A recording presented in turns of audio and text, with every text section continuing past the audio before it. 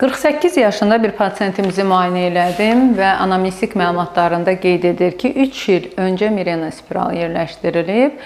Qanamam yoxdur, miyomaya görə Mirena spiralı yerləşdirilib, doktor qeyd edir və normalda ola bilər, əgər bir miyoma varsa, böyüyən bir miyoma varsa, xüsusilə Mirena spiralını biz yerləşdirə bilirik.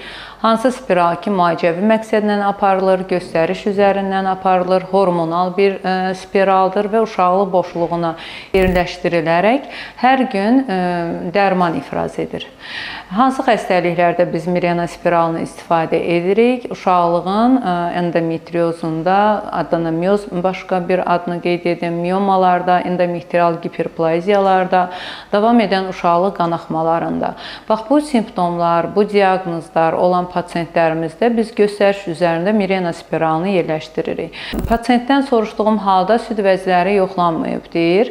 Mirena spiralının istifadəsinə əks göstərişlər var və yaxud da ki, o spiralı yerləşdirməzdən öncə yoxlamalı olduğumuz analizlər var. Bura aiddir mütləq süd vəzi müayinəsi, uşaqlıq boyundan simir testləri, qanda hormonların təyini, qanda laxtalanma faktorlarının təyini, əgər aşağı ətrafların venalarında problem varsa, damar problemləri varsa, onların mütləq Doppler müayinəsi. Çünki Mirena spiralını istifadə elədiyimiz halda progesteron tərkibli bir dərmandır, sadaladığım orqanlara və sistemlərə mənfi təsir edə bilər.